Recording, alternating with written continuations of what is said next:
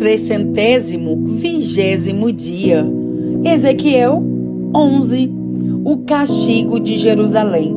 Então o Espírito de Deus me levou pelo ar até o portão leste do templo. Ali perto estavam 25 homens. No meio deles vi Jazanias, filho de Azur, e Pelatias, filho de Benaías.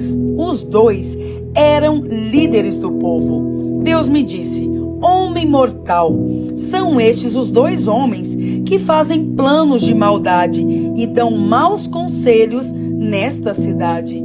Eles dizem: logo vamos construir casas de novo. A cidade é uma panela e nós somos como a carne lá dentro, mas pelo menos estamos protegidos do fogo. Por isso, homem mortal, profetize agora contra eles. Aí o Espírito do Senhor me dominou e o Senhor me mandou dar esta mensagem ao povo. Povo de Israel, eu sei o que vocês estão falando e conheço os planos que estão fazendo. Vocês têm assassinado tanta gente nesta cidade que as ruas estão cheias de mortos. Portanto, eu, o Senhor Deus, lhes digo isto. De fato, esta cidade é uma panela, mas a carne o que é? São os corpos das pessoas que vocês mataram. Mas eu expulsarei vocês da cidade. Vocês têm medo de espadas? Pois trarei homens com espadas para atacá-los. Levarei vocês para fora da cidade e os entregarei na mão de estrangeiros. Eu os condenei à morte e vocês serão mortos em batalha no seu próprio país. Então todos ficarão sabendo que eu sou o Senhor. A panela protege a carne, mas esta cidade não os protegerá. Eu os castigarei onde quer que estejam na terra de Israel. Vocês saberão que eu sou o Senhor. Vocês guardaram as leis das nações vizinhas e ao mesmo tempo quebraram as minhas leis e desobedeceram aos meus mandamentos. Enquanto eu estava profetizando, Pelatias, filho de Benaías, caiu morto. Então me atirei no chão, com o rosto encostado na terra, e gritei: ó Senhor meu Deus, isso não! Será que vais matar todos os israelitas que sobraram? A nova aliança. O Senhor Deus falou comigo assim: homem mortal, o povo que mora em Jerusalém está falando a respeito de você e dos seus patrícios, os israelitas que foram levados como prisioneiros para fora do seu país. Eles dizem: esses israelitas estão longe demais e não têm um lugar onde adorar o Senhor. Ele nos deu esta terra para ser nossa propriedade. Agora vá falar com seus patrícios que foram levados para fora do seu país e conte a eles o que eu estou dizendo. Fui eu que os mandei para longe, para o meio das outras nações, e os espalhei por outros países. Mas, por pouco de tempo, nas terras para onde foram, eu mesmo fui para eles um santuário, onde podiam me adorar. Por isso, diga-lhes o que eu, o Senhor Deus, estou dizendo. Eu os buscarei dos países para onde os espalhei e lhes darei de novo a terra de Israel. Quando voltarem para a sua terra, eles tirarão dela todos os ídolos e acabarão com todos os costumes imorais do povo. Eu lhes darei um coração novo e uma nova mente. Tirarei deles o coração de pedra, desobediente, e lhes darei um coração humano e obediente. Assim, eles cumprirão as minhas leis e obedecerão fielmente a todos os meus mandamentos. Eles serão o meu povo e eu serei o Deus deles. Mas castigarei os que gostam de adorar ídolos nojentos e de praticar atos imorais. Eu os castigarei pelo que têm feito. Eu, o Senhor Deus, falei. A glória de Deus se afasta de Jerusalém. Os animais com asas começaram a voar, e as rodas foram com eles. A glória do Deus de Israel estava por cima deles. Aí, a glória do Senhor se afastou da cidade e foi parar sobre o monte que está a leste dela. Na visão, o Espírito de Deus me levantou e me levou de volta até a Babilônia, onde estavam os prisioneiros. Aí a visão acabou e eu contei aos que estavam no cativeiro tudo o que o Senhor me havia mostrado. Ezequiel 12. O profeta como um refugiado. O Senhor falou comigo assim: homem mortal, você está vivendo no meio de um povo desobediente. Eles têm olhos, mas não veem nada. Têm ouvidos, mas não ouvem nada, pois são rebeldes. Agora, homem mortal, arrume uma trouxa como se você fosse um refugiado e saia antes do cair da noite. Deixe que todos vejam que você está saindo para ir a algum lugar. Pode ser que aqueles rebeldes o vejam. Para que eles possam vê-lo, arrume durante o dia a sua bagagem de refugiado e então faça com que eles vejam você partir à noitinha, como quem está indo para o cativeiro. Enquanto eles estiverem olhando, abra um buraco na parede da sua casa e saia por ele com sua trouxa. Deixe que eles o vejam pôr a trouxa nas costas e saia no escuro, com o rosto coberto, para que você não possa ver aonde vai. O que você fizer será um aviso para os israelitas. Eu fiz o que o Senhor mandou. Naquele dia, arrumei uma bagagem como se fosse um refugiado. E naquela tarde, quando estava escurecendo, fiz com as minhas próprias mãos um buraco na parede e saí. E eles me viram quando coloquei a trouxa nas costas e fui embora. Na manhã seguinte, o Senhor me disse: homem mortal, esses israelitas rebeldes estão lhe perguntando o que você está fazendo. Agora, diga-lhes aquilo que eu, o Senhor Deus, estou dizendo a eles. Esta mensagem é para o príncipe que governa em Jerusalém e para todo o povo que mora ali. Diga-lhes que o que você fez é um sinal daquilo que vai acontecer com eles. Serão refugiados, serão levados para o cativeiro. O príncipe que os está governando porá a sua trouxa nas costas no escuro e escapará por um buraco aberto no muro para ele. Ele cobrirá o rosto e não verá para onde estará indo. Mas eu preparei a minha armadilha e o apanharei nela. Depois eu o levarei para a cidade de Babilônia, onde ele morrerá sem chegar a vê-la. Espalharei em todas as direções todos os que vivem em volta dele, os seus conselheiros e os seus guardas, e haverá gente procurando matá-los. Quando eu os espalhar entre as outras nações e por países estrangeiros, eles ficarão sabendo que eu sou o Senhor. Deixarei alguns escaparem da guerra, da fome e das doenças, de modo que, lá no meio das nações, eles compreenderão o quanto as suas ações foram vergonhosas e reconhecerão que eu sou o Senhor. Medo da destruição. O Senhor falou assim comigo: homem mortal, trema de medo quando você comer e estremeça quando beber. Diga ao povo deste país que esta é a mensagem do Senhor Deus para a gente de Jerusalém que ainda está vivendo na sua terra. Quando eles comerem, estremecerão, e quando beberem, tremerão de medo. Tudo o que existe na terra deles será tirado, pois todos os que vivem ali são gente violenta. As cidades que agora estão cheias de gente serão destruídas e o país vai virar um deserto. Aí eles ficarão sabendo que eu sou o Senhor.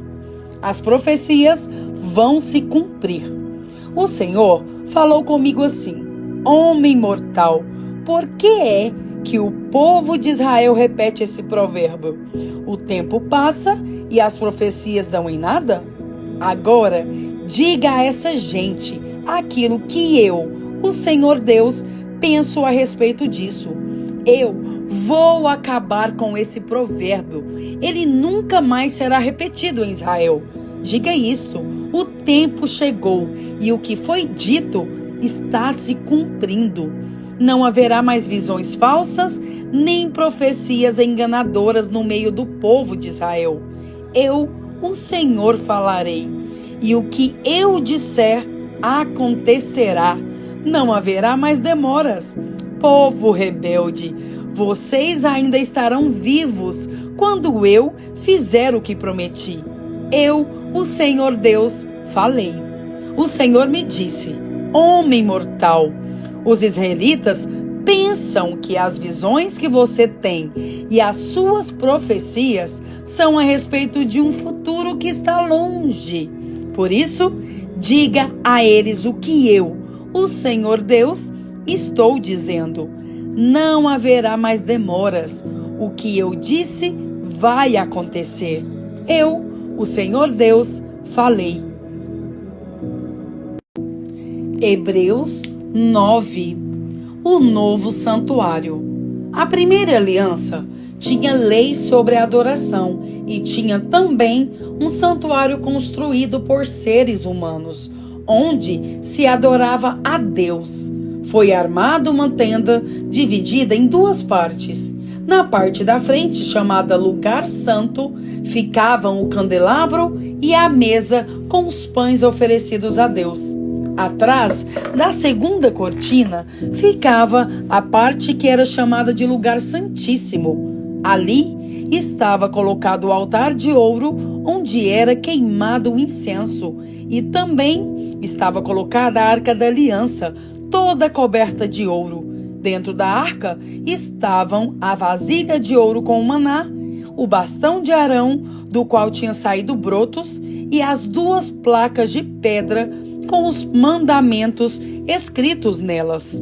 Em cima da arca, representando a presença divina, estavam os querubins, com as suas asas abertas sobre o lugar onde os pecados eram perdoados. Mas agora não é o momento de explicar os detalhes dessas coisas. Depois de tudo isso ter sido preparado, os sacerdotes entram todos os dias na parte da frente da tenda, que é o lugar santo, para cumprir os seus deveres religiosos. Mas somente o grande sacerdote entra na parte de trás, que é o lugar santíssimo, e isso apenas uma vez por ano. Ele oferece a Deus o sangue de animais, em favor de si mesmo e também pelos pecados que o povo cometeu sem saber que estava pecando. Por meio disso tudo, o Espírito Santo nos ensina, de modo bem claro, que a entrada para o lugar santíssimo ainda não foi aberta enquanto a parte da frente, que é o lugar santo, continuar sendo usada. Isso é um símbolo para hoje. Quer dizer que as ofertas e os sacrifícios de animais oferecidos a Deus não tornam perfeito o coração das pessoas que o adoram.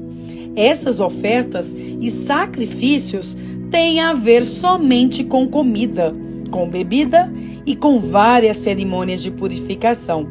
são regras externas que têm valor somente até que Deus renove todas as coisas. Mas Cristo veio como grande sacerdote das coisas boas que já estão aqui. A tenda em que ele serve é melhor e mais perfeita e não foi construída por seres humanos, isto é, não é deste mundo.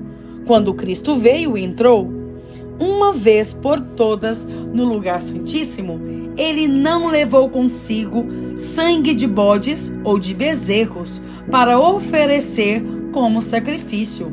Pelo contrário, ele ofereceu o seu próprio sangue e conseguiu para nós a salvação eterna. O sangue de bodes e de touros e as cinzas da bezerra queimada são espalhados sobre as pessoas impuras e elas ficam purificadas por fora. Se isso é assim, imaginem. Então, quanto maior ainda é o poder do sangue de Cristo, por meio do Espírito eterno, ele se ofereceu a si mesmo a Deus como sacrifício sem defeito. E o seu sangue nos purifica por dentro, tirando as nossas culpas. Assim, podemos servir ao Deus vivo, pois já não praticamos cerimônias que não valem nada. A morte de Cristo e a nova aliança. Portanto, é Cristo quem consegue fazer uma nova aliança, para que os que foram chamados por Deus possam receber as bênçãos eternas que o próprio Deus prometeu. Isso pode ser feito porque houve uma morte que livrou as pessoas dos pecados que praticaram enquanto a primeira aliança estava em vigor. Onde há um testamento, é necessário provar que a pessoa que o fez já morreu, pois o testamento não vale nada enquanto estiver vivo quem o fez. Só depois da morte dessa pessoa é que o testamento tem valor. É por isso que a primeira aliança entrou em vigor somente com o uso do sangue de animais. Em primeiro lugar, Moisés anunciou ao povo todos os mandamentos conforme estavam na lei. Depois, pegou o sangue dos bezerros e dos bodes, misturou com água e borrifou o livro da lei e todo o povo, usando lã tingida de vermelho e sopo. Então disse: este é o sangue que sela a aliança, que Deus mandou vocês obedecerem. Da mesma forma, Moisés também borrifou sangue sobre a tenda e sobre todos os objetos usados na adoração. De fato, de acordo com a lei, quase tudo é purificado com sangue. E não havendo derramamento de sangue, não há perdão de pecados. O sacrifício de Cristo tira os pecados.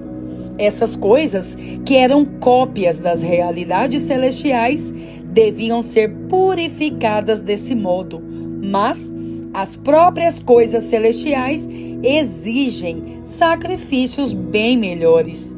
Cristo não entrou num lugar santo, feito por seres humanos, que é a cópia do verdadeiro lugar.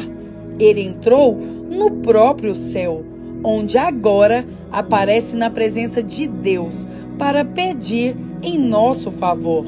O grande sacerdote entra todos os anos no lugar santíssimo, levando consigo sangue de um animal. Porém, Cristo não entrou para se oferecer 1000 vezes. Se fosse assim, ele teria de sofrer muitas vezes, desde a criação do mundo. Pelo contrário, uma vez por todas, ele apareceu agora, quando os tempos estão chegando ao fim, para tirar os pecados por meio do sacrifício de si mesmo. Cada pessoa tem de morrer uma vez só e depois ser julgada por Deus. Assim, também Cristo foi oferecido uma só vez em sacrifício para tirar os pecados de muitas pessoas. Depois, ele aparecerá pela segunda vez, não para tirar pecados, mas para salvar as pessoas que estão esperando por ele.